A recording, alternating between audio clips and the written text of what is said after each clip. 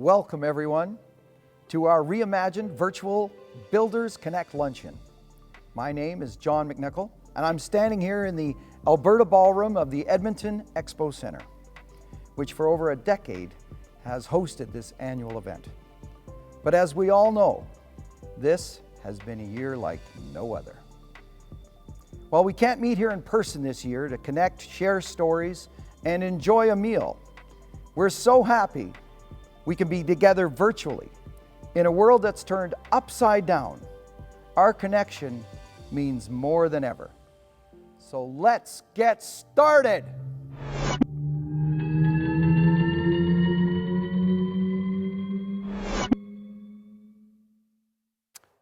Good afternoon, ladies and gentlemen. Welcome to the reimagined virtual ECA Builders Connect Luncheon.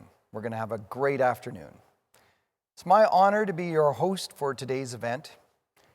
We appreciate and recognize that we are on Treaty 6 territory today, a traditional meeting grounds, gathering place, and traveling route to the Cree, Saulteaux, Blackfoot, Métis, Dene, and Nakota Sioux.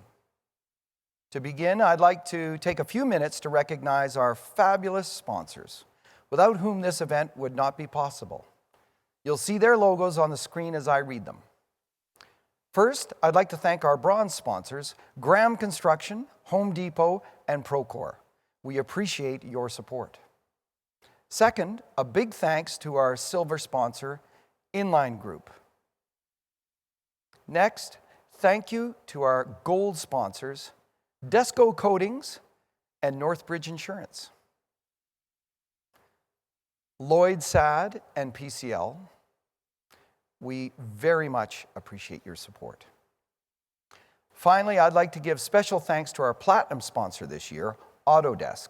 A big thanks to Kayla Drake, National Field Marketing Manager, and the entire Autodesk team for their generous support.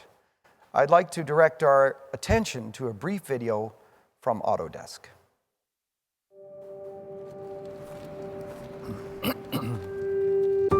The construction industry is changing fast. How do we scale to face the challenges ahead? How do we bring every person on every team closer together? It begins with technology that builds trust, technology that unites us, purpose-built for each critical role on and off the job site, technology that drives collaboration rather than preventing it. We call this connected construction. We call this Autodesk Construction Cloud. Advanced technology delivering simple and powerful tools. The Builders Network, connecting teams and delivering partnerships. Predictive insights reducing risk, cost, and rework. Design, plan, build, operate. All with Autodesk Construction Cloud.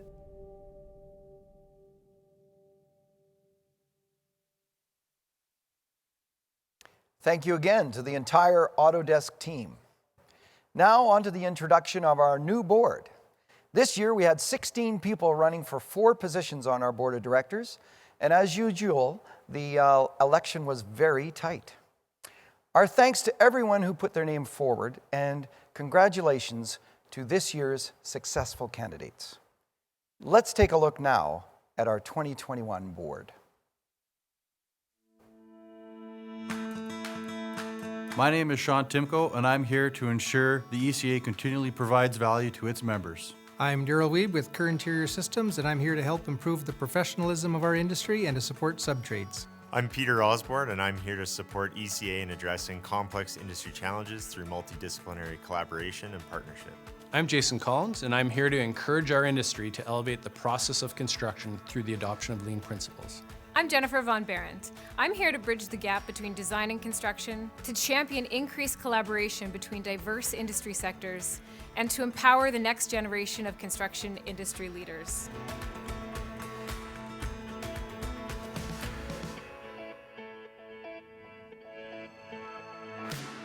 I'm Jen Hancock with Chandos Construction. I'm here to serve the industry by improving project delivery, ensuring we build better and more collaboratively. I'm Bert DeBruin from Alta Pro Electric. I'm here to share my corporate and industry knowledge to drive change where necessary reduce risk in construction, but to ensure you don't go fixing what isn't broke. I'm Derek Chesky with S&P Engineering, and I'm here to build partnerships and remove roadblocks while helping to enhance the construction industry. I'm Jamie Singh from JS Advisors Corp., and I'm here to assist the ECA as it continues to evolve and expand its services to ensure we are a sustainable construction association where the value of membership is unsurpassed. I'm Leah Marchand with Lloyd Zad. I'm here to support ECA members and build productive partnerships. I'm Trevor Messel from Ledcor Construction Limited, and I'm here to share my industry knowledge and expertise so that the ECA can better support the ever-evolving industry for the benefit of all members.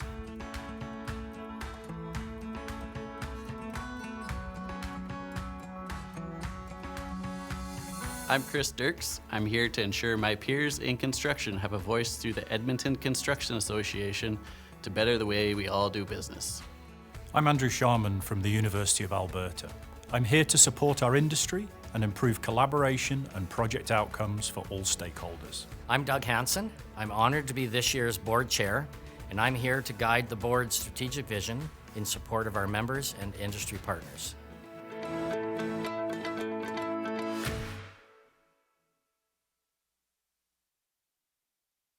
A great looking bunch, and thank you all for volunteering and working so hard to improve our industry. We just realized now that one of the board members was accidentally not included in the video. We apologize to Rob Mcgrath of Synergy Projects. He will be added to our posted video of this event. Sorry, Rob. I'd like to make special mention of our newly elected board members for the 2021 to 23 term. Leah Marchand of Lloyd Zad, Sean Timko of Lafarge Canada, and Peter Osborne of GEC Architecture. Also, we celebrate the returning of Derek Chesky to our board from SMP Engineering. We're so appreciative of the leadership and volunteer service of all 15 of our 2021 Board of Directors. I'd like to also recognize the past presidents and past directors who are joining us virtually today. Some of you have been involved with the ECA for over 50 years, and we thank you for all your great service to our industry. Although we can't see you, we so appreciate your leadership and everything you've done. Finally, I'd like to say hello and thanks to all our special guests who are joining us today. We have mayors, councillors, senior city, provincial, and federal officials, association peers and industry partners, incredible stakeholders, and longtime friends. Please know that the ECA, our board of directors and staff, very much appreciate your friendship, your engagement, and all your support. Thank you. Before I introduce Premier Kenney, I'd like to highlight two major education programs coming up. First, we will again be presenting our digital project delivery program virtually the mornings of March 10th and 11th. This course brings together owners, architects, engineers, general contractors, subcontractors, and suppliers to review the tools and processes you need to succeed as part of a modern, high-technology, collaborative construction team. Registration is now open on our website. Second, we're pleased to announce our second annual Emerging Leadership Institute. On May 11th to 14th, the ELI is a totally unique experience for emerging construction leaders who are in their first or second leadership position. Whether in the office or field, taught by FMI, who also support our Canadian Leadership Institute, this program is designed to take your leadership and management skills to the next level. Details, again, are on our website. Next, we are pleased to welcome the Premier of Alberta, the Honourable Jason Kenney. We are deeply honoured that Premier Kenney is able to join us virtually today, live. Premier, thank you for joining us today. We appreciate your time and commitment to the Alberta construction industry, our partners, and our companies. Though you cannot see our members and stakeholders, we have over 600 people joining us today. And we know this has been a year like no other, and we look forward to your remarks. With that, I'm pleased to turn the floor over to you. Welcome, Premier Kenney. Well, thanks very much, John. Thanks to all of you for the opportunity to convene virtually. Can't wait for us to do this again in person. I just want to say thank you to all of your member companies and the folks who work with you for continuing to build Alberta, literally. You know, we are facing the triple crisis of the largest public health crisis in a century, but also the biggest global economic contraction since the 30s and last year's huge energy price collapse that hit Alberta hard. But this province is resilient, and your industry is a real symbol of that resilience. I know it's been a challenging year, but I hope you also appreciate that Alberta's government has really tried hard through the COVID year to protect both lives and livelihoods, to take a carefully balanced approach. Many other places around the world, including across Canada, shut down construction, manufacturing, and other huge industries during the first appearance of COVID in the spring of last year, and some have done so again.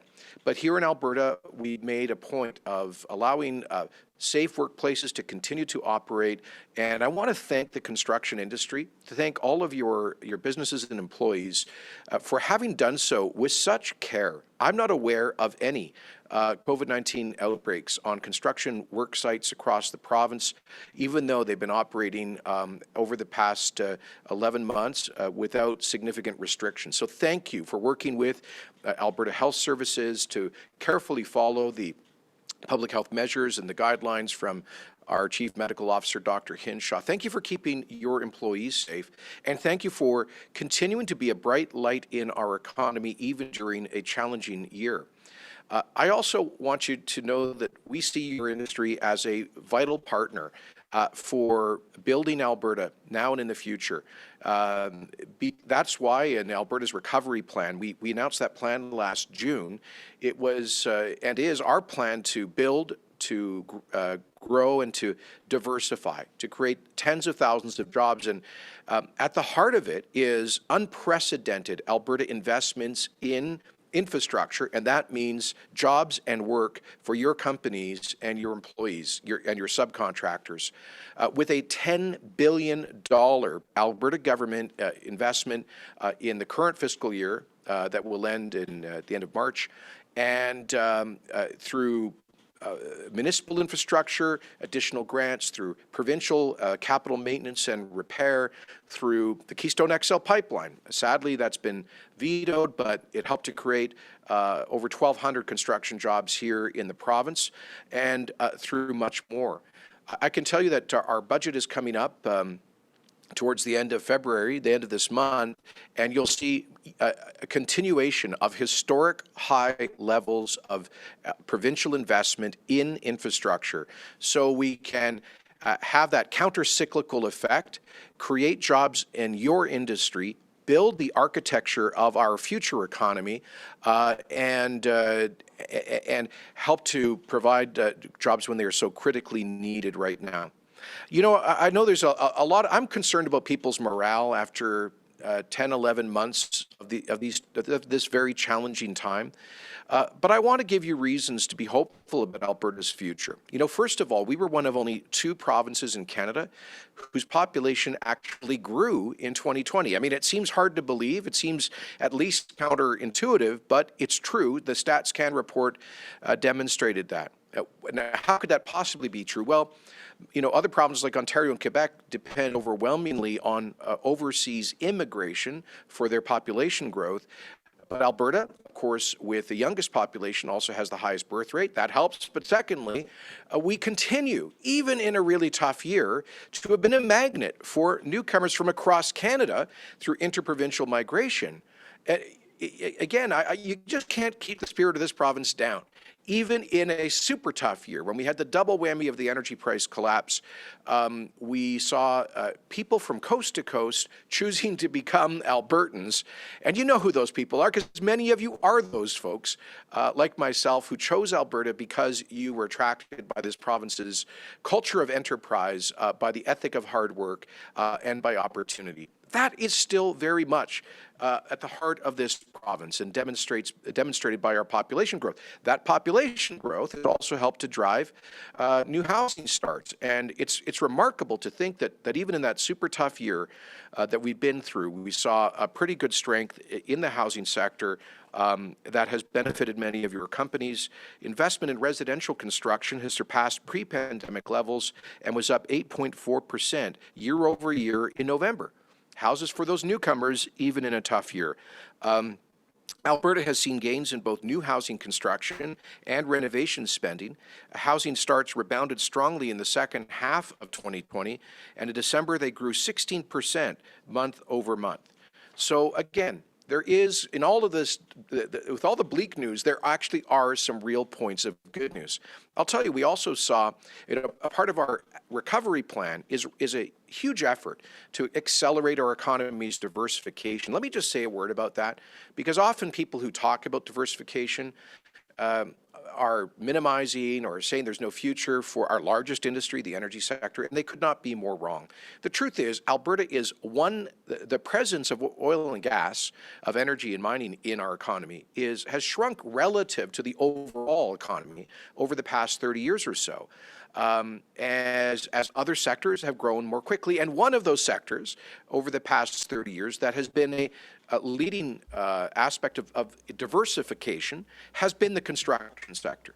But what's driven that? All the homes that being built and all of the new infrastructure over the past 3 decades? Population growth. Population growth driven by people coming to high-paying jobs, which in turn has been driven by the energy sector. So I've always seen the energy sector as the catalyst of economic diversification, not the enemy of economic diversification. And there is a strong future for energy. We've seen prices recover, thank goodness. You'll recall those bleak days last April when we were selling Canadian energy oil at negative prices. But yesterday, WTI closed at $57 and WCS at $42, $43. Natural gas is having its best year in several years. Where prices are pushing $3, and summer prices very high as well. That bodes extremely well. And there's, according to the Canadian Association of Petroleum Producers, going to be an 18% increase in capital spending in the oil and gas sector in Alberta this year. That means more work for you, your companies, your subcontractors. That's good for this province. At the same time, we continue to drive towards that diversification. Last year was the best year in history for venture capital formation and investment in this province. I just got off the phone with the CEO of Benevity, the leading tech company based out of Calgary, plans to hire thousands of people over the next few years here in Alberta in that in those high salary jobs in a cutting edge industry. I can tell you we've created the new Invest Alberta agency to take the incredible Alberta's advantage story and sell it in a much more focused and energetic way around the world. And that's been headed by Dr. David Knight-Legg. We passed the legislation last fall, and they're well on their way to sending that message around the world. And I can tell you there is some good news coming. There will be some announcements later this month and next month about significant new corporate investments, hundreds of new jobs here in Calgary and Edmonton and around the province that are going to create more need for construction. So, look, I'm not trying to sugarcoat it. We've still got several tough months of the pandemic to get through. And Lord knows, we need those vaccines. We need the federal government to get on top of that as we are falling behind vaccine supply, behind the rest of the world. But I can assure you, we are ready to administer, to give people the jab in their arms just as soon as we can get that vaccine supply. In March, we believe we'll be able to administer over 250,000 vaccines per week by the end of March. We just need the supply, and I was speaking to the Prime Minister about that yesterday. Another key part of the economic recovery plan, of course, has been our acceleration of the job creation tax cut, a key part of the offering that is bringing these new jobs to our province. And so please make sure that people in your industry know about that and join with us in in selling Alberta and its incredible advantages. I should also say that we've updated the P3 framework and guideline to enable more P3 models to be used where appropriate, and we really look forward to working with your industry on that. And finally, a key aspect of our recovery plan is cutting red tape, and that's so important in your industry. It's removing job-killing government rules and procedures. And on this, more good news. 2 years ago, Alberta was the only province in Canada, to get an F. To get an F from the CFIB's red tape report card. They just came out with their revised report card last week, and Alberta got an A. We've gone from the 10th place to 2nd place when it comes to reducing red tape in Canada, and we're on track to be #1. So folks, I know it's been a tough year. Thanks for your patience. Thanks for your care. Thanks for keeping your workers and colleagues safe. But please believe, and please help us as an industry drive through the next few challenging months and emerge stronger on the other side. That's what we do as Albertans. Thank you, and good luck with the rest of your deliberations today. Thank you, Premier Kenney.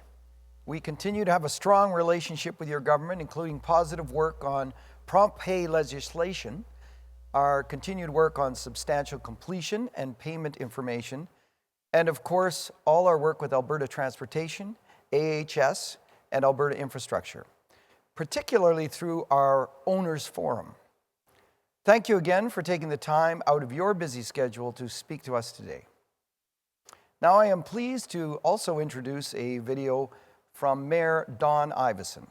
Though Don's schedule did not allow him to join us live today, we very much value his steadfast support of the ECA and the construction industry throughout his 2 terms as mayor.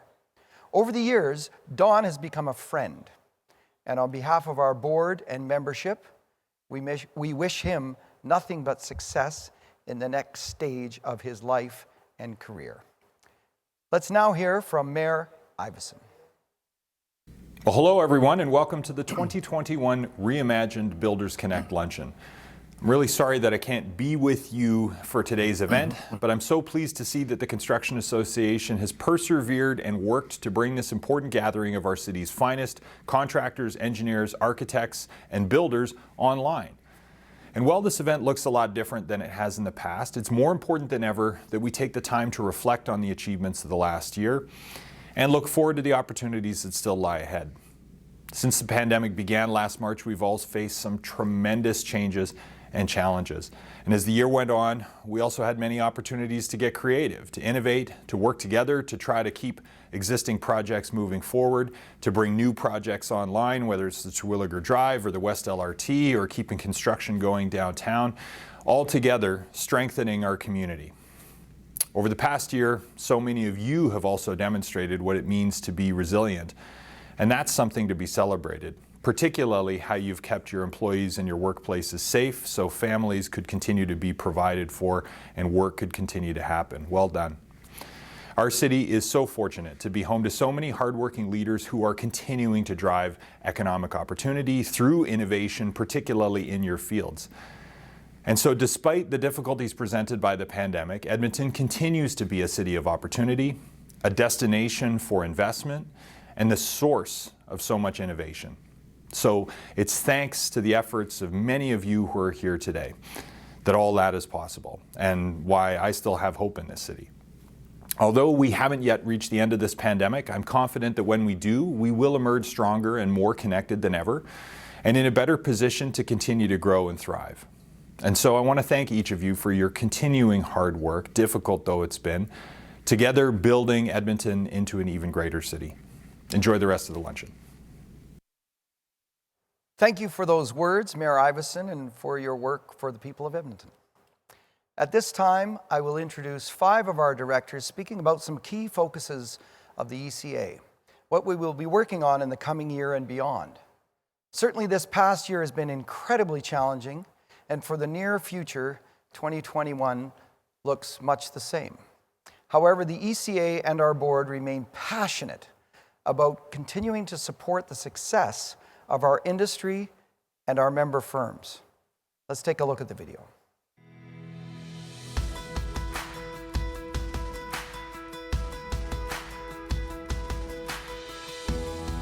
2020 was a year like no other, but the Board of Directors and ECA team have worked diligently to continue to deliver the highest value possible to our members. In September 2020, the Board met for a strategic planning session and in 2 days established the ECA's priorities for the next 3 years. This new strategic and operational plan will build on the success of the ECA. The items outlined in this plan will establish a model for the ECA board and staff going forward. We'd like to outline the 4 primary strategic priorities that came out of this session for you now. Construction has evolved to include all stakeholders, and the ECA membership is evolving as well, and now includes companies from owners through design, to GCs and trades, manufacturers and suppliers, and all related professions. At the ECA, we're focused on providing a broad range of services, allowing you to connect, learn, engage, and support our common industry development. Our nearly 1,100 member firms encompass over 50,000 individuals, all working to deliver projects at the highest level. These people engage with the ECA in multiple ways. This is best expressed in brands like YBG, the Professional Estimating Group, or PEG, and our new Women Build. And this is just the beginning. As your hub of construction excellence, we are here to help you succeed and expand your network. The ECA board and staff members are committed to the improvement of BuildWorks. Our focus, in partnership with our local construction association partners in Western Canada, is to provide high-value information that helps you grow your business through all stages of construction. This now includes robust information from design and planning through contractor awards. And with the BuildWorks Improved Directory, you will have better access to the broader industry, increasing your exposure and your ability to connect. The skills required to be a construction professional are ever evolving. At the ECA, we are focused on providing education programming targeting all facets of construction, with an emphasis on new and modern skills. This includes both soft skills and more construction-focused learning. For 2021, this will include courses like digital project delivery, proposal pursuit, project delivery methods, managing contracts, and other new programs focused on bringing different stakeholders together. We are also pleased to present a revamped Canadian Leadership Institute and our second ever Emerging Leaders Institute. Finally, we continue to work hand in hand with NATE, the U of A, and other institutions in support of students to ensure that we have a strong next generation of construction leaders. The ECA, like construction, is built on strong relationships.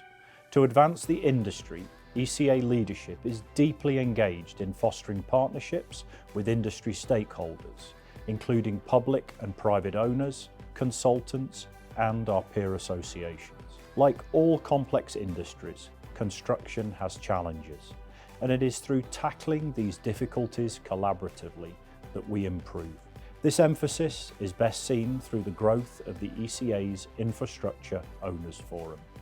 Over the last 3 years, this group of nearly 30 private and public owners, as well as over 50 industry professionals, have worked steadfastly towards industry alignment to best practices and collaborative, productive project delivery.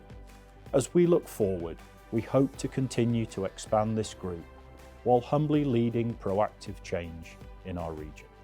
The ECA Board of Directors and staff continue to work to advance the industry and be the hub of construction excellence. As we move forward with these 4 initiatives, along with the multitude of other services we offer, we look forward to your insights and engagement.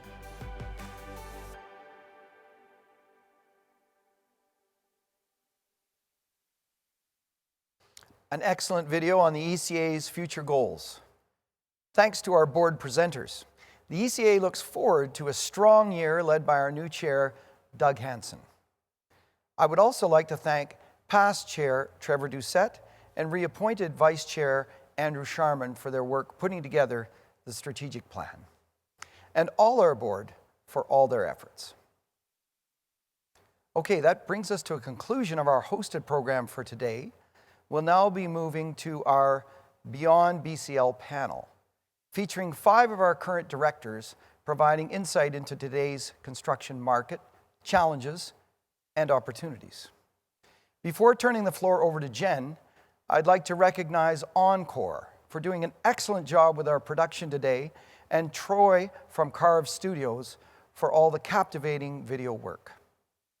I also would like to once again thank our sponsors, Graham Construction, Procore, Home Depot, Inline Group, PCL, Northbridge Insurance, Lloyd Sad, Desco Coatings, and our platinum sponsor, Autodesk. We so appreciate the support of these great sponsors. Finally, as many of you know, I will be leaving the ECA on February 10th. Over the past 8 years, it has been my privilege to get to know so many of you personally. We built friendships in the whole construction community.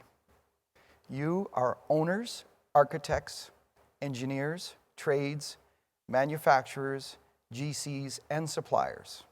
It has been an amazing experience for me.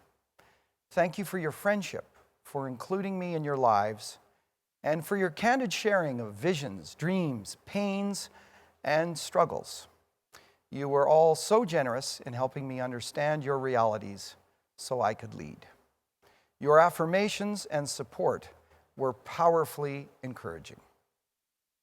I also would like to thank all the board members over these 8 years for entrusting me with the ECA leadership and for supporting me so generously along the way.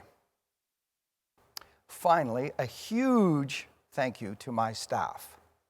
I leave this organization in good hands. It's been a phenomenal 8 years. I'll see you all in the next chapter. As our careers evolve, our friendships will endure. Thank you. Now it's time for our Beyond BCL panel. Let's introduce our panelists. Welcome to Beyond BCL Virtual Panel Discussion, featuring ECA directors from across the construction industry, answering your questions in real time. So please welcome to the panel from the University of Alberta, Andrew Sharman. From GEC Architecture, Peter Osborne. From Synergy Projects, Rob Mcgrath. From Colin Steele, Jason Collins. And your moderator, Jennifer Von Berendt from Dialogue. Get ready for Beyond BCL.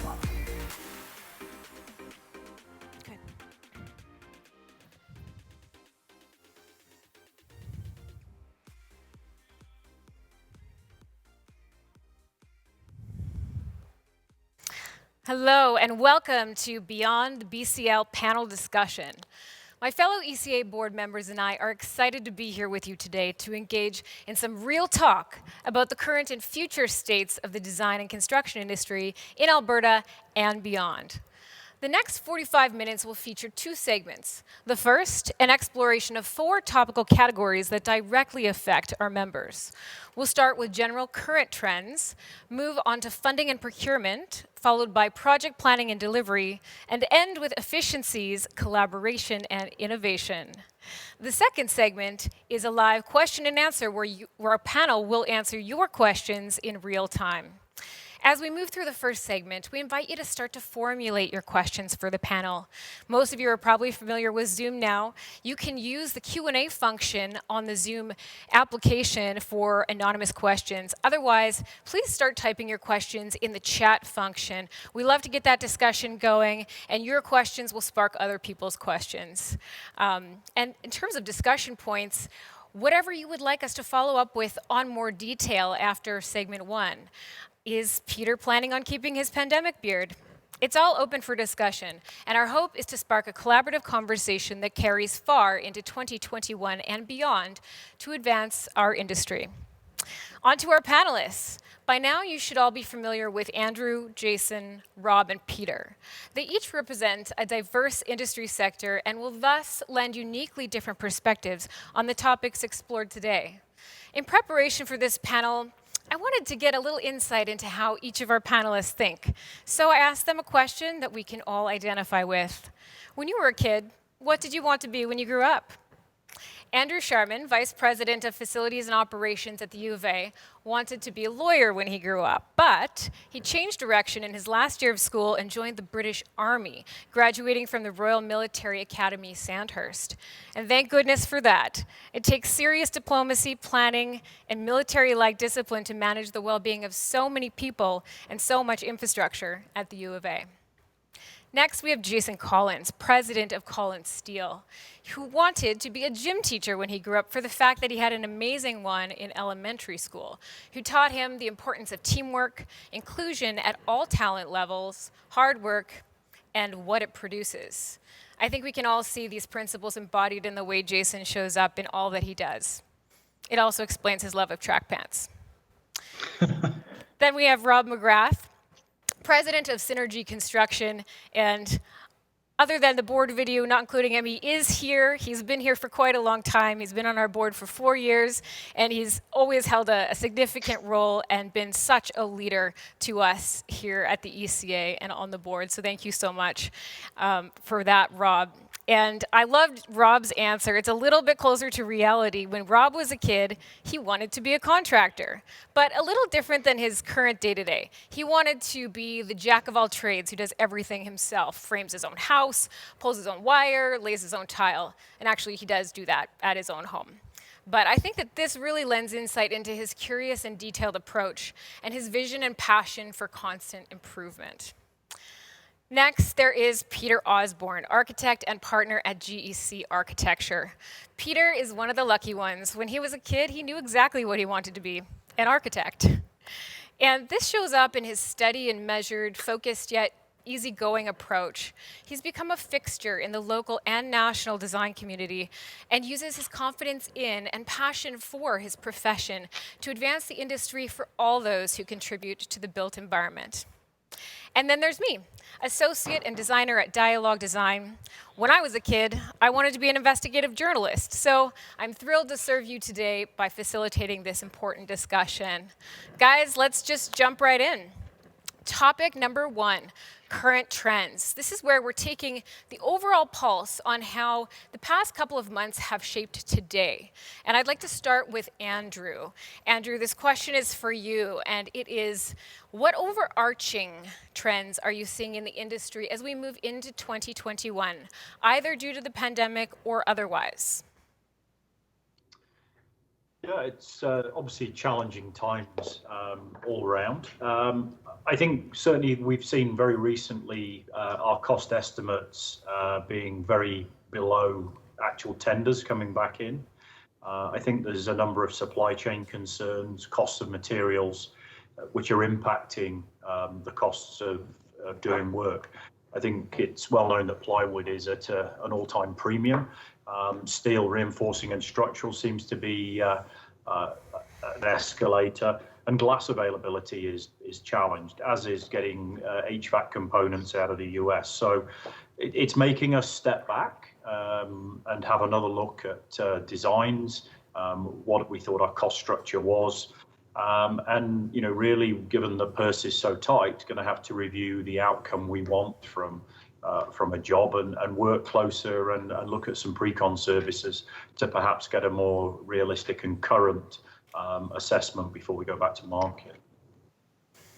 And that dovetails really nicely into some things that we're going to talk about when we get into procurement and we talk about materials and supply chains and things like that. So thank you, Andrew. We're going to pivot to some things that we're seeing happening, again, sort of just an overarching trend related to mobility right now. So I'm going to start with Jason, and then I'm going to pivot back to Peter to get a different perspective on the same question. So my question for you, Jason, is how are you seeing increased mobility related to the pandemic show up in your industry sector? And then I'm going to just dovetail another little question onto that. If you could talk about the challenges and opportunities that come along with that. Yeah, I guess the pandemic, well, first of all, I am wearing track pants. You can't see them, unfortunately, with the way the screens are being shared, but proud to wear track pants from home. So am I. I'm totally wearing track pants right now. We all probably are. Yeah. Some form of disheveled pant. So I'm not sure I exactly understand what you mean by mobility. So maybe you could clarify that. Sure. Yeah, that's great. So by mobility, it's kind of twofold. We've seen some mobility in labor, and then we've seen some mobility in, so it's kind of related to labor, some mobility in the sense that your physical location may not necessarily be tied to the work that you're doing, maybe more so related to trades and yourself. Are people actually moving towards where the work is because it's scarcer? Yeah. So I love that. I mean, you see a trend to reestablishing local relationships and putting value on things. When the globe opened up, it almost seemed by default that we had to expand beyond our region to look for resources to do the work, to demonstrate that we were open-minded to out-of-region supply. I love working with our local suppliers within our companies and our supply chain. It's a lean principle that we apply. I mean, moving towards the work is something that will catalyze efficiency in projects. I think what else has emerged is our virtual connectivity and our easy access to each other. Typically, we would be communicating. I mean, it's heightened our competence in this way. We're all being exposed to these virtual connections. And it's as simple as setting up meetings at the drop of a hat, and you can see someone, you can talk face to face with them without having to move, and that can happen rapidly. And you can connect a group quite quickly. So it is a tool that we're all learning to use. Some people had that competence prior to, but I've just learned it in the last 11 months. So I like the liberal access to each other that is emerging. I think it's a great opportunity. I think what we have to realize is that in our industry, we've kind of bureaucratized the process of access to each other and information. So we've created inefficient processes, almost a controlling mechanism, and our inability to get direct access to each other has removed that barrier to a degree. So I'm excited about it. I think that there's a big opportunity coming out of this. So I like it, to be honest with you. I like it too, Jason. I'm just curious, do you have an example of where direct access has changed something on a project for you or helped information to flow differently, quicker? Direct access to like a team member? Yeah, you could just Zoom someone and you've got your answer and you're moving ahead, or even a decision maker, say on a client side or something like that. Well, yeah, I mean, within our supply chain, whenever we have design issues that we have to discuss with either consultants or supply chain members, we can connect, share a model, and have face-to-face discussions versus writing out RFIs, distributing them through the chain of command in a way that people may or may not understand the question. So the instant ability to share real-time project information based on a shared model, that opportunity always existed, but now our habits have changed a little bit. So I think having to lean on the crutch of the process of trying to establish information has changed. Rather than written, we can connect face to face and make decisions with more immediacy with the people that need to be involved in the decision, and not including people that don't need to be. I think that that's an important efficiency that we can capitalize on. Absolutely. Great opportunity that's sort of accidentally come out of the circumstances that we find ourselves in. Okay, well, now I want to pose the same question to Peter for a little bit of a different spin on it, because, you know, the work that you do as a consultant is, you know, a different part of the process. So how are you seeing mobility, maybe more related to the fact that you can sort of work anywhere, maybe other people who work very far away are looking at the jobs you would typically be looking at? How are you seeing mobility related to the pandemic show up in your part of the industry? Yeah, certainly, like Jason said, there's a combination between this kind of virtual connectivity that we can now all have, where clients are more comfortable perhaps garnering expertise from outside of Alberta as part of their projects. But we're also seeing the flip side of that, where we do see some clients who are saying, even if restrictions are eased locally, they're not going to have access to these expertise from out of the province or perhaps from the US. So they're actually being a little more reluctant to engage with some of those consultancies. So I think there's still a need to bring that expertise in, and we're seeing that there's definitely more competition in the way of people coming into the market in order to garner the design work. I'd say on the construction side of that, we're seeing more and more mobility, maybe driven by work, the need to secure more work, that people are going outside of their maybe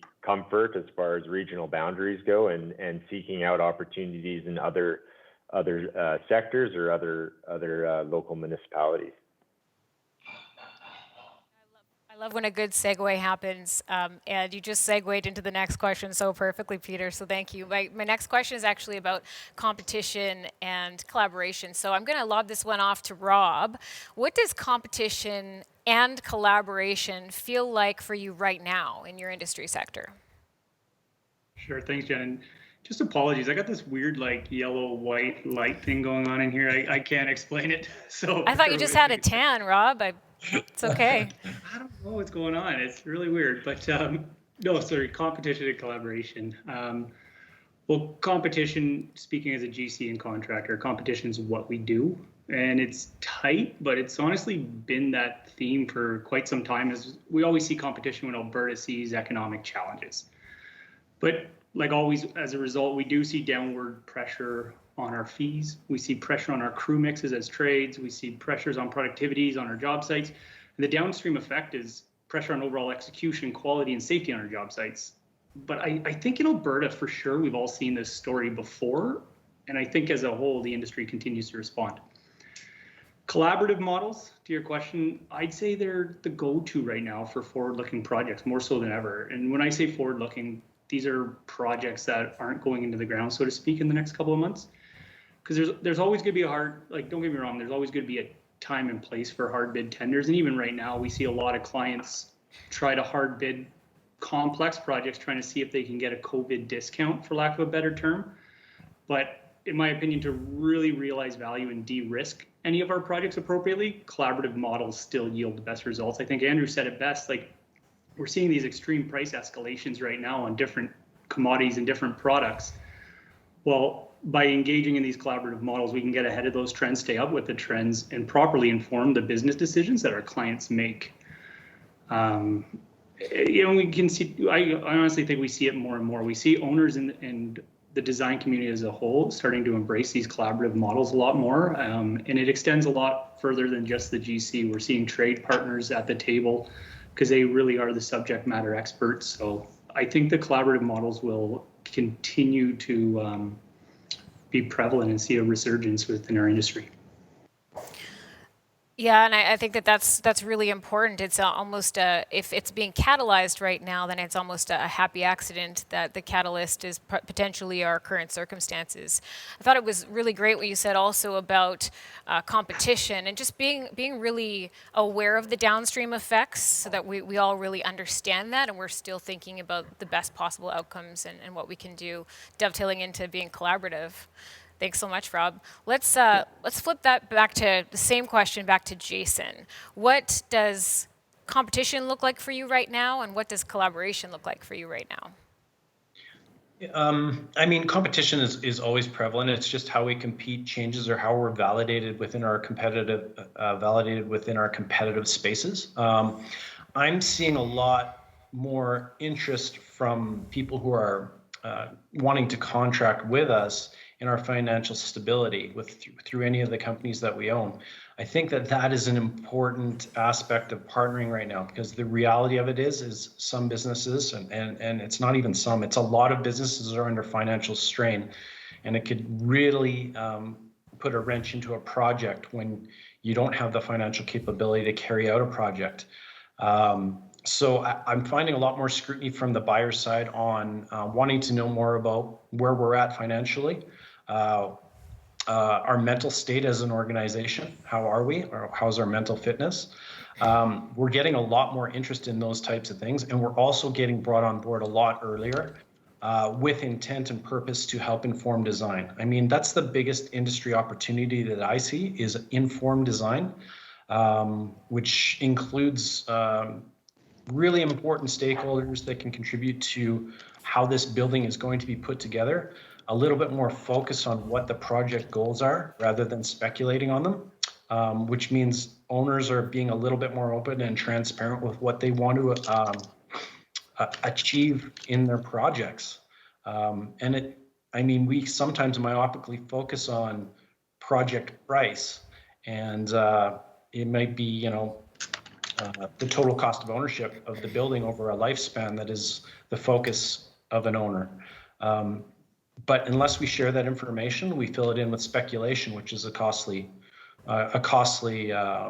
mistake. So I'm seeing a little bit more early inclusion and paid for participation, which is an investment in design. I mean, what you spend at the front end will save you in the back end, and it also informs not only your design but your project planning cycle. So that's what we're seeing. We're seeing a lot of it. It used to make up maybe 10% of our work. We're at about 40 to 50% of our work right now, and we haven't seen any drop in revenue whatsoever. In fact, we're seeing a spike this year. So we're doing 40 to 50% of our work differently than we did in previous years, which I think is a happy outcome for the next generation of construction industry workers. And that's a really big change, 40 to 50%. I mean, it's going to be very interesting to track that and see what 2022 and 2023 bring. So that lends itself to a question about changing your business, adapting your business. I'm gonna throw one over to Peter. Peter, how are you changing the way that you do business based on current construction trends? Or current market trends, for that matter?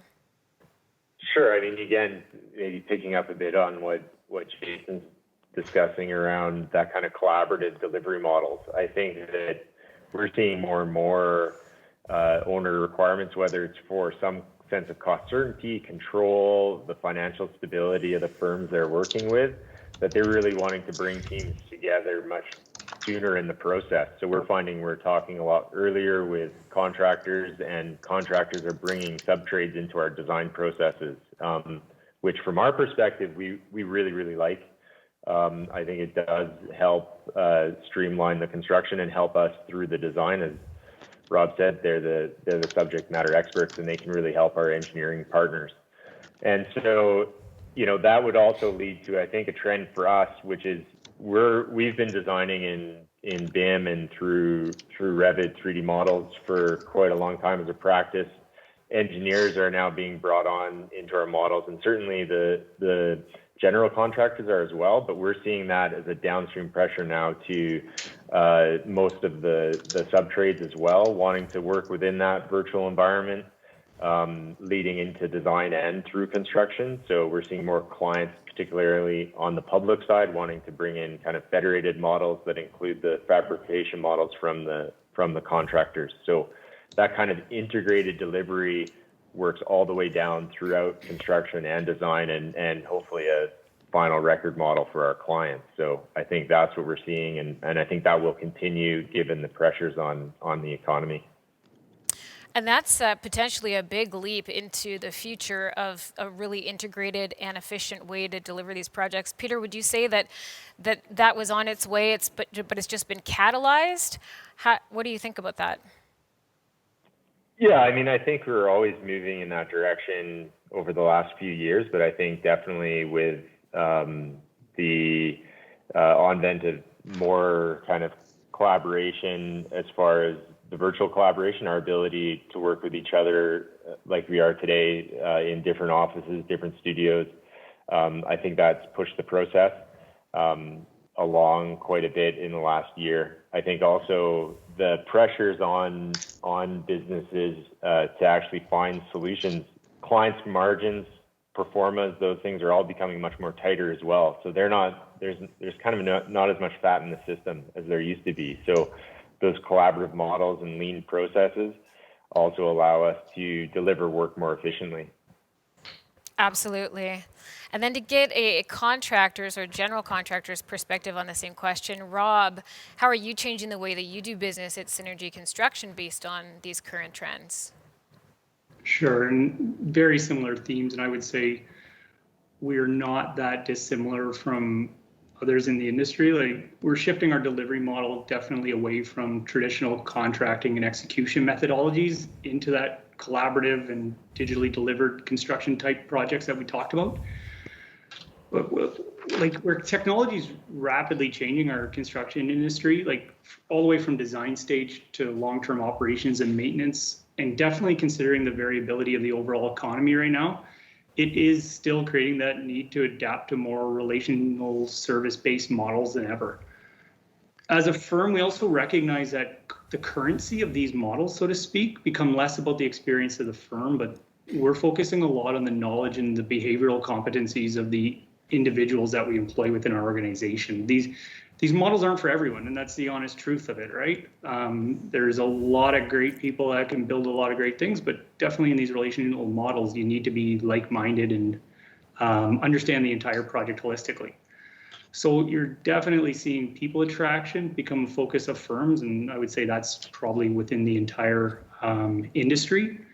Here in Alberta, I would suggest that we're a little bit more insulated right now as we are a little slow, but definitely in the hot markets that a lot of us operate within Canada, specifically in British Columbia and then in Ontario.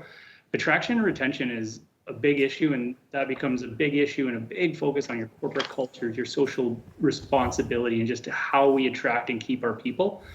And again, it all just bleeds into that collaborative-based model and understanding our clients better.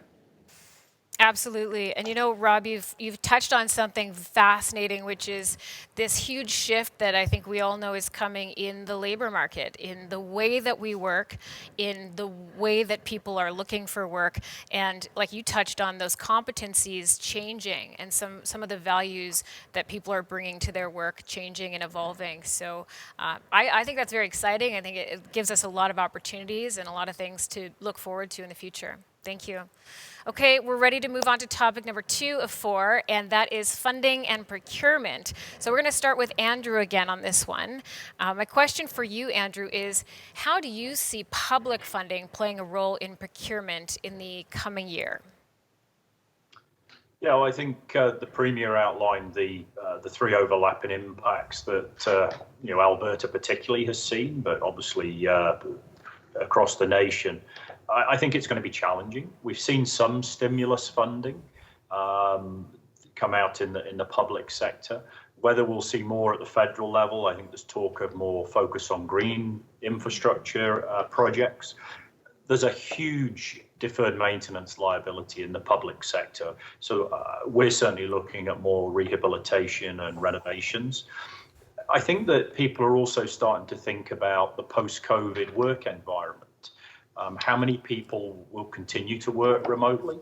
What's that going to do to our overall space requirements? And also, is it going to affect the type of space we have, because people will want to be more spread out? So are we going to be seeing a trend? We've sort of followed the US trend of reducing offices, single offices, to more open space. Are we going to see some people regress? I don't know. It's going to be a challenge. I think there might be a slowdown on some procurements. I know we've had to cancel a couple of RFPs recently because they were just outside our cost envelope.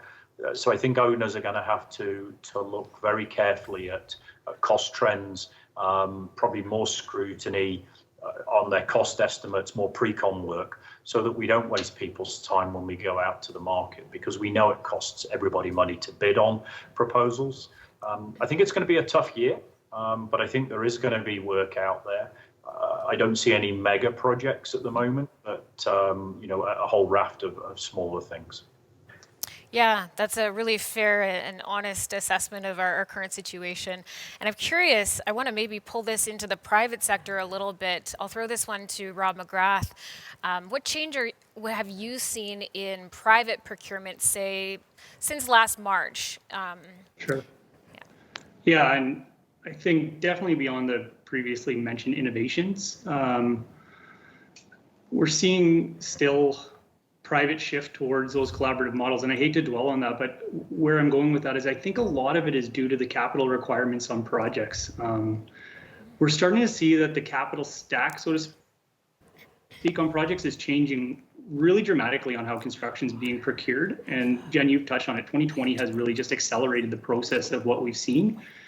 And I think it's due to like private owners are seeing that there's a ton of volatility in the construction and commodity-based sectors, and they're rapidly trying to de-risk the projects. And we've all heard about like skin in the game. Well, it's becoming a much more prevalent conversation, and definitely in the private industry. And as far as opportunity, like I think it's a huge opportunity for us. And shameless plug a bit for the ECA, but the ECA strategic vision of hub of construction, like this is what we've been focusing on over the past few years, bringing all facets of the construction process, including owners like Andrew, together and resulting in stronger performing projects in the future. Private procurement's going to continue, I think, to look towards a more holistic delivery approach versus, I would say, construction's traditional siloed delivery approaches. And then having more involvement of the team, either in capital or understanding the entire kind of go forward decisions our owners have to make and being part of those decisions, because so much now, just even beyond the pure cost of construction, that a general or a sub or even a consultant impacts the project. There's so much more we can offer as opposed to, or in consideration of the entire delivery model of the job. So I think private owners are starting to say, hey, similar like we're saying in these collaborative models, they're saying, you know what, we're not necessarily subject matter experts in all aspects of our business. Let's get different viewpoints. And we're seeing that a lot now. What I'm hearing is some emerging themes of really enhanced collaboration and transparency. And it's starting to sound like from your answers that this is become obvious to a lot of people as a necessity. And you're seeing it increase the efficacy of the work you're doing. Can I get a head nod? Is that what you're seeing? Yeah? All right. Can I get an amen? All right. Well, let's shift this to costs. And I want to ask Jason about cost uncertainty. Are you experiencing cost uncertainty right now, and in what ways? We always are to a degree. It's pretty volatile right now. So cost uncertainty in commodity pricing is actually it's certainly volatile. We'll call it that. So we as an industry have to collectively decide how we're going to deal with that. We usually divert to forcing people to commit to non-escalation on commodity pricing. So we're forcing them into contingency-based pricing. So there's a risk in that for the owner. I think that the enhanced approach of transparency on what is at risk if commodity pricing goes up, because I think, to be honest, some of the sub-trades are a little bit gratuitous in that, and they use it as a lever to get early commitment, and owners overpay because they create an unwarranted fear on the volatility of commodity pricing. I know that with our industry or our market segment, that is the case. I would prefer to only make what I should make on the commodity and not capitalize on the owner's ignorance. And we can do that through transparency, benchmarking, pricing, being clear with what we paid or what we put into project cost at onset, and adjusting only for cost or discounting what the commodity price did on the downturn as well. Because we can do more work if owners get more for their dollar. And I think that's got to be an industry focus. So I believe there's more that we can do with a different model of procurement and being a little bit more transparent with those things. It's not our normal behavior. We've done it a lot over the last few years. It usually results in more predictable financial outcomes for our projects. The high end isn't as high, but the low end is definitely not as low. And it's way more secure for everybody, and it allows owners to make better decisions. So it's counterintuitive to what the behavior tells you to do, but what the behavior tells you to do is ask the stakeholders to inflate their prices unnecessarily. Thanks, Jason. And that philosophy and that methodology, to me, it sounds like a no-brainer that we need to go that way. So thank you for being a leader in thinking that way. I have one last question in this category, and it's somewhat related. I'm asking about material costs and the availability of materials affecting our work. So let's maybe take it back to Peter from the consultant side. Let's think nationally and internationally. Right now, are you seeing material costs and availability affecting the way that you're specifying things or doing your work? Yeah, we're being asked more and more to make sure that what we are designing to is available and easily sourced. I think the other pressure on that we're seeing in a lot of the projects we're designing is that we're seeing there's a pressure to get to market quickly, whether that's a private client wanting to advance the schedule or a funding requirement on the public sector side that's requiring a project to be completed by the end of this year or September or some crazy timeline. So those kind of really quick projects also then change what we're looking to procure and specify. It needs to be ready and easily available to the design team and construction team. So definitely we're seeing that, and then that adds the pressure of, is that possible within COVID? Are we going to hit transportation hangups or material issues? And like Jason was saying, are we going to get hit with costs from an escalation or a material pricing? Yeah, absolutely makes sense. And we've got a comment in the chat here. It says COVID has caused huge stock and pricing restraints on a large level with all vendors. And there's a comment, especially in lumber. So Rob Mcgrath, from a contractor standpoint, commodity costing, materials availability, how is that affecting construction in the coming year in your eyes? Yeah, well, I'll address lumber actually first. Definitely lumber, as Andrew mentioned, we've seen steel increases, we've seen glass products, and any of the components that come with our mechanical systems. If I had to guess, and I'm not an economist, we will see some normalization of cost again. Everything in the supply chain, if you can appreciate it, from fabrication lines overseas to shipping in our ports, everything's impacting us on a global scale right now. I wanted to touch on Peter's comment there about his pressure to look at local. It's quite interesting. We see that pressure quite a bit on what I'd call shovel-ready or quick deploy projects, but there's still a huge impact or emphasis by development, either private or public, to look at international procurement. The way fundamentally the metrics on a developer's side hasn't changed. Land cost isn't going down. The rents, either commercially or residentially, that you can attract aren't going up.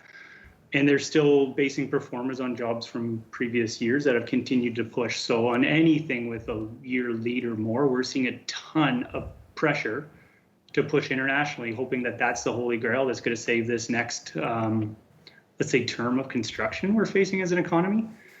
We're seeing a lot, in the short-term snapshot, a lot of questions around kind of the protectionist policies of the U.S. and what that's going to do to us. But I wouldn't define local as Alberta anymore. I would define it as North American-wide, at least for the purpose of construction conversations, because we're so heavily integrated. And definitely with the change in the U.S. right now, there's a lot of uncertainty, I guess. And again, that's where we're relying on each other to try to get through it. I think overall, though, the industry is adaptable. Whether the product's coming locally or whether it's coming internationally, the industry as a whole is going to find a way. And Jason mentioned it earlier, just even the accessibility now to people through platforms such as Zoom or Teams, it's made the world smaller in a hurry. And so I personally don't think that the true emphasis on buying local is going to be there. I think it's going to be another one of those things where we all push it, we all say the words, but then the financial metrics of a job are still going to dictate some of the decisions we make.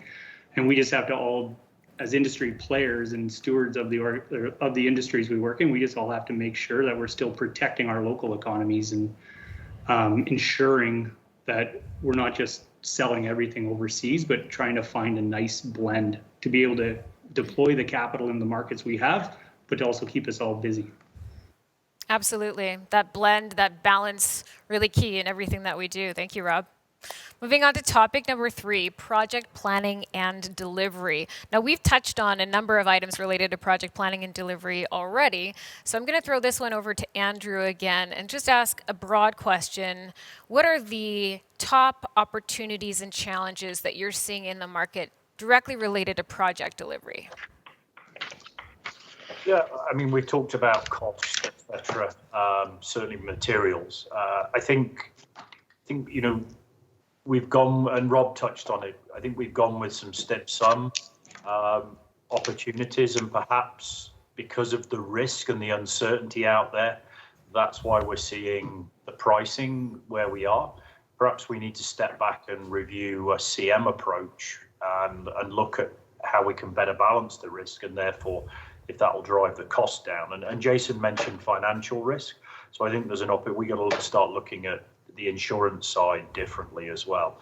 You know, opportunities, I think BIM, and Peter sort of touched on it with the Revit world, that's a virtual opportunity. And I think, you know, with the COVID world and everyone moving remotely, I think that's a huge opportunity. You know, Jason and Peter's firms are involved in our big project, which is a BIM project. So I hope that is assisting, and we're certainly learning from it. I think that virtual environment is the way forward. Jason talked about the old way of RFIs. We've proven in this last year that we can quickly hook up with a virtual call and have a really good face-to-face chat. And I think that's a huge opportunity to be more collaborative, more integrated. I think owners have got to be much clearer with their outcomes. And Jason sort of touched on it again. Owners need to be challenged if what we're after is just not viable within the cost envelope we're looking at. And we have to have a bit of a reality check, and we do need to be challenged so that we're not disappointed and we're not all wasting each other's time. Money's tight, and as Jason said, if we can get a much better focus on it, then there's more funds to do more projects. So I think there's definitely more opportunities than we may have seen, and this has forced our hand, and probably it's a good thing. That's a great perspective, Andrew. I mean, addressing the fact that money is tight isn't necessarily a scary thing when you approach it that way with project planning and intentionality and being more efficient, cutting to the chase. That could really help solve that problem for all of us in a good way. So I wanted to ask a question about project planning potentially polarizing, and Jason talked about this a little bit in the last segment about seeing more upfront things happen. So Jason, can you just let us know, do you see project planning polarizing? And if so, like what kind of polarization are you seeing? I think it can be. So I think what we get conflicted with is early commitment versus early involvement. And we're not intentional with the purpose of our early commitment or getting people on board early.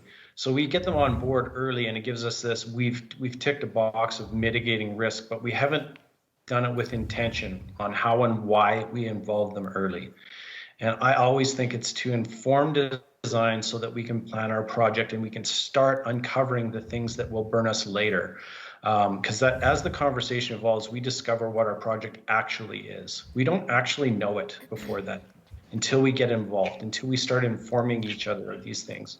And I think we get a little bit lazy.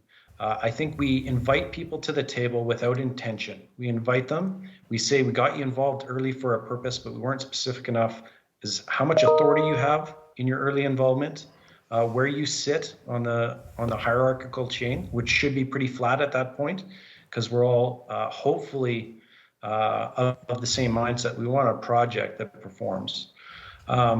So I think right now we're a little bit lukewarm as an industry. We're starting to move towards a more collaborative method, but we're not great at it just yet. And we're a little bit, as stakeholders, we're a little bit afraid to speak up because we don't think it's our place. But when we're invited to the table, we got to step up, be a little bit vulnerable, be okay with saying some shameful things or embarrassing yourself, because we don't really know enough about the integrated construction reality. We know our area of expertise really well, We know our disciplines really well, but when we start talking about how we can deliver an excellent project from a steel perspective, it may sabotage the actual performance of the project because it can cause, construction clashes with other trades, etc. So we can't come to the table as we know the way to do it, right? We're just part of the solution. So I think the biggest opportunity, like I said before, is getting involved in informing design with a humble mindset as a group of equal stakeholders that all have the same objective. We want this project to kick ass.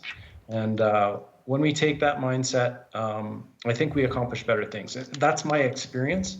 And I do see, and we, as leaders in our organizations, we have to set the barometer for attitude, because when I talk to a lot of the people in our organization, they go in pessimistically. They say, yeah, they're going to include me, but this is how they're going to treat me. And I say, you can't go in with that attitude. You got to serve the project, and you're an important stakeholder. They've invited you to the table, so bring your best. And I think that's what we got to do as an industry, and I see us moving in that direction. I like it. This is why I stayed with it. This is the type of stuff I love doing, and I think that project planning is the most important thing. I can get on board with that, Jason. I think we can all get on board with that. And yes, you are allowed to say kick ass on this broadcast. Absolutely. Didn't ask permission, sorry. Last question, Rob. This one's for you. Despite the ever-changing COVID restrictions, what are you guys doing to maintain productivity? Good question. Honestly, if you had asked me 10 months ago, I would give a completely different answer than now. And I won't discuss productivity associated with procurement. We've kind of touched on that. Maybe two ways to look at it. Definitely so much of, we think construction, that's the work that gets deployed on sites, but so much of construction involves owners, A&E community, everything that goes into the upfront. And we talked a lot about connecting virtually. I don't know. I think the jury's still out on how that productivity is actually working for us. We're definitely starting to see a lot of kind of disconnection of people from their organizations, a lot of self-isolation. Mental health is becoming a bigger issue. So I don't know how that productivity is truly affecting us. Projects are still getting out, but I think every one of us would agree that's probably not getting out as ideally as we would have liked. So we're still adapting to this world. At the work phase, honestly, I think the construction industry, and we saw it very early on, and ECA had great messaging, is we were very well prepared for something like this. Very robust safety programs across Canada. Changing workplace and methodologies is kind of what we do. So I think we did great. And by now it's commonplace. I'd use the analogy, or the example, wearing a mask is uncomfortable and we can't separate at times, but if we just properly plan our work, we can get by. So right now, I don't think we're seeing, honestly, that much of a productivity decrease on our sites from what we did pre-COVID. There's definitely an impact, don't get me wrong, but I think where that initial depression came within productivity, we've rebounded quite a bit from that, and we've learned to work differently, quite honestly. The real impact, we still see, quite honestly, and it's a smaller impact, but self-isolation is still a real thing, and isolations look like they're increasing in time. You can't just replace bodies on site. So I'd say that's the biggest productivity hit when someone has to stay home. Yeah, that makes sense, and still relatively a positive message. The construction industry has been set up with all these safety measures and protocols pre-COVID, and so just applying those same measures to the way that we're doing things allows a lot of the efficiencies and productivity to continue. So thank you. All right, we're at our final topic before we jump into the Q&A. Thank you so much for everyone who's popping questions into the chat and also into the private Q&A function. I'm going to get to them, so keep adding them in there. Rob, we've got a couple for you stacking up here, so looking forward to that. The last topic that we're going to cover is efficiencies, innovation, and collaboration. And organically, we've come to address a lot of those things already in this conversation. So thank you so much for that. This is the part where I am looking for a bit of a feel-good story. And I'm going to throw this one out to Peter. What are some examples of flexibility that you've seen by project stakeholders during the pandemic that have supported all parties?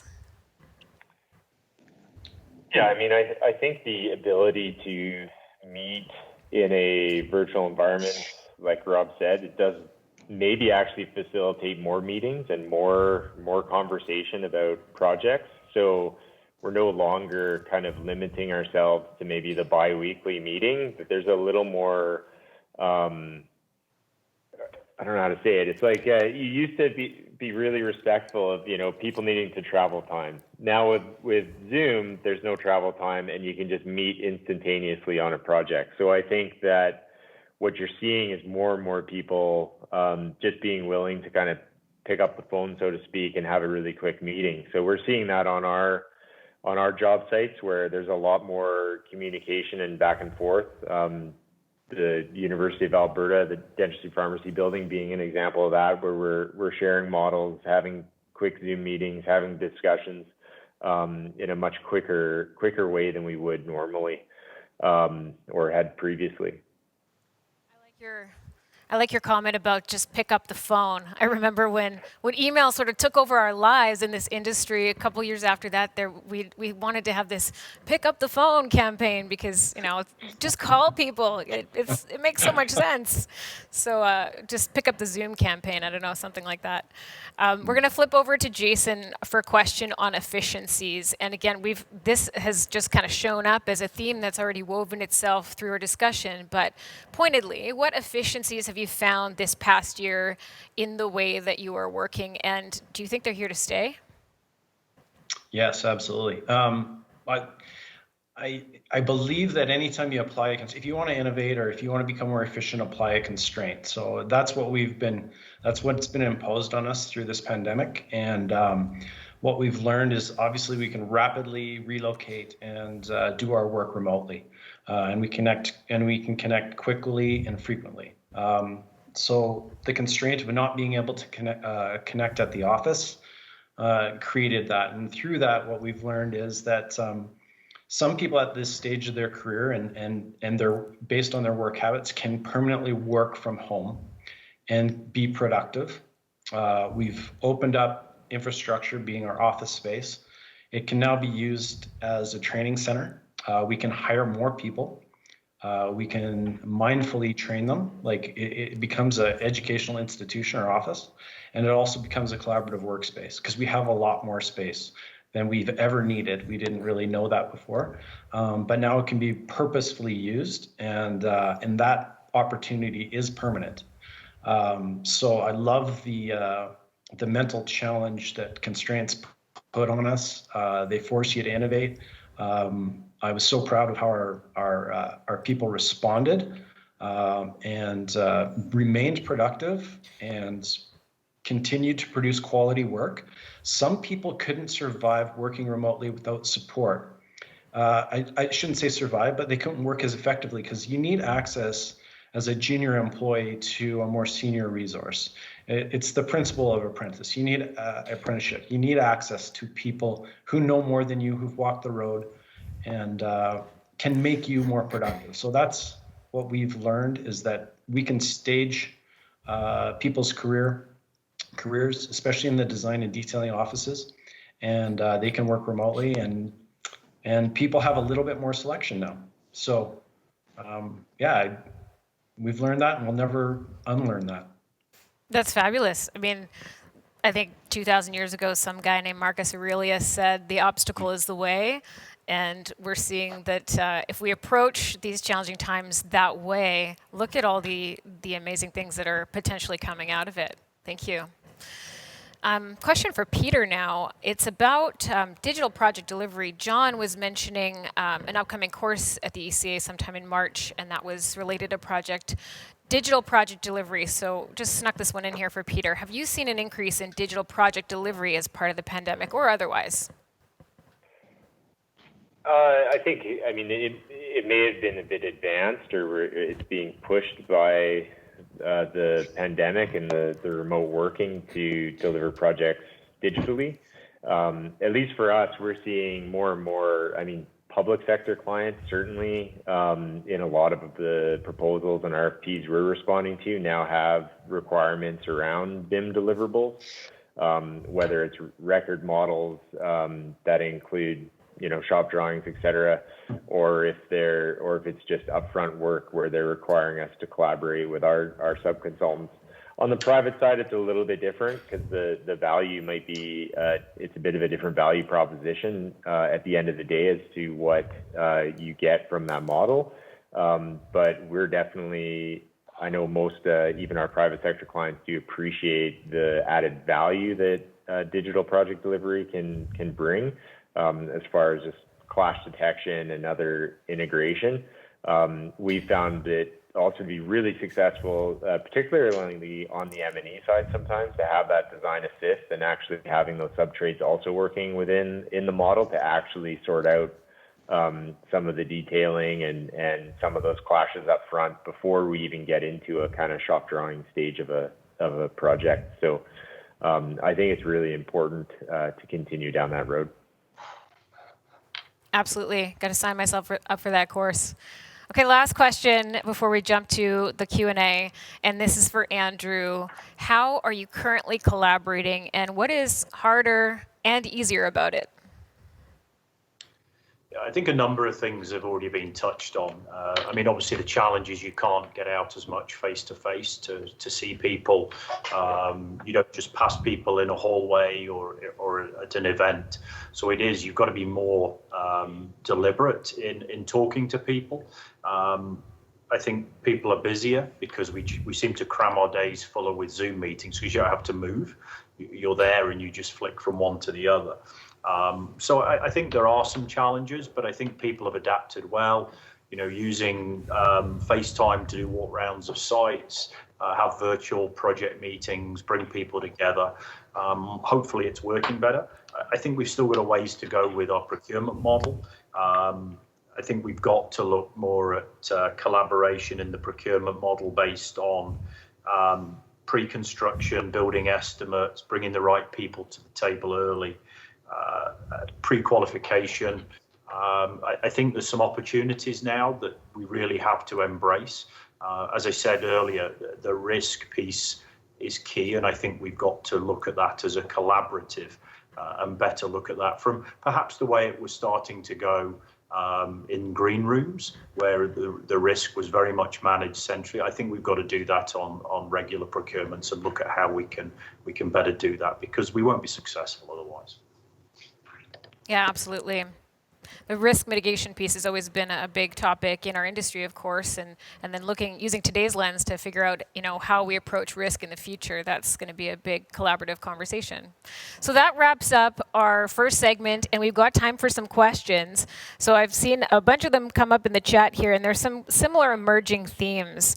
I'm going to throw this one out for Rob. So this is the question, Rob. It seems in general that contractors are seeing a good number of opportunities for work to maintain their backlogs through 2021. How do you feel about the outlook for 2022?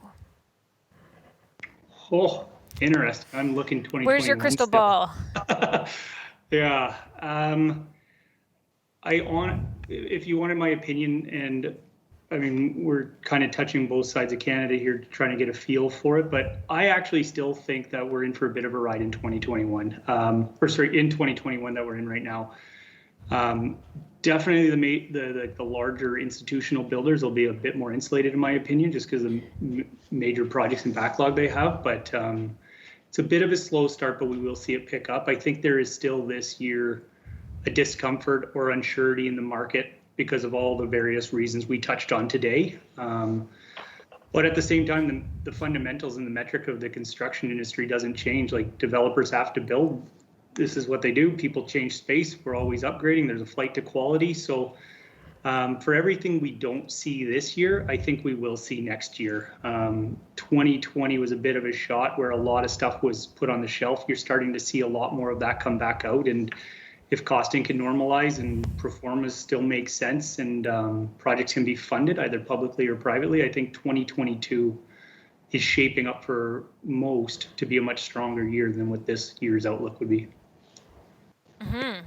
We have another question that's come in for Jason, and it's asking, to keep members up to speed with industry trends, what role is the ECA playing in the coming year and beyond? So what I think the question is asking is, how is the ECA going to keep everyone updated on industry trends?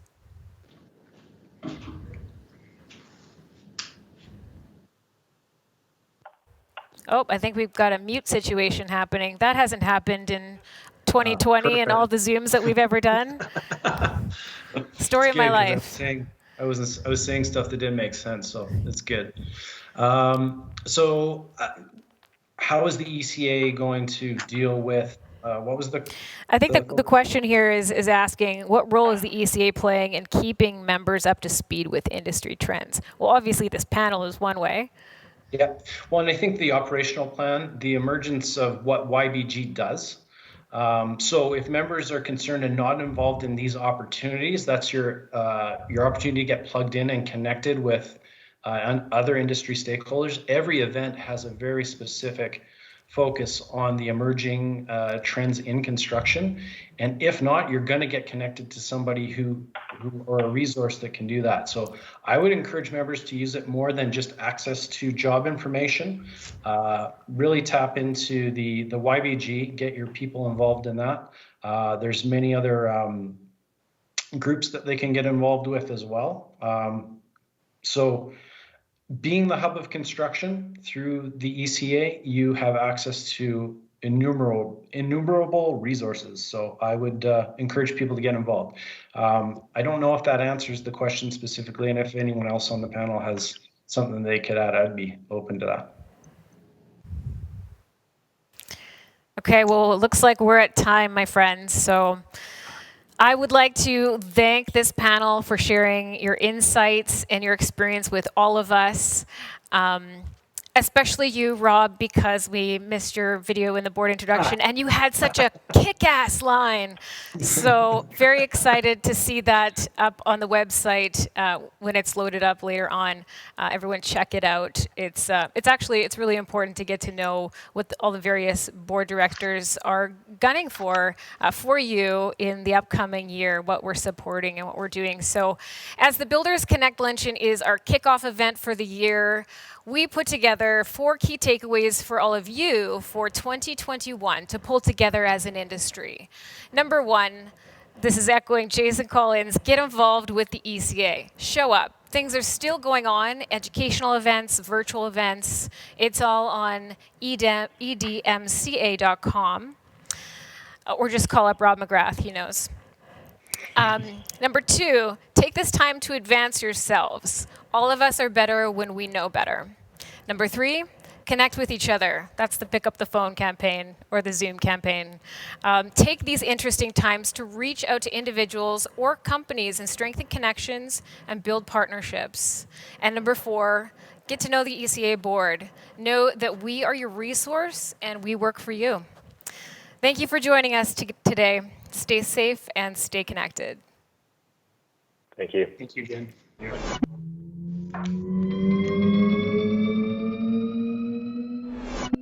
Thank you for joining us at our reimagined virtual Builders Connect Luncheon today. It's been incredible. The ECA looks forward to welcoming you back right here in February of 2022. We wish you every success for your firm and your family. Stay healthy and safe. Thank you so much.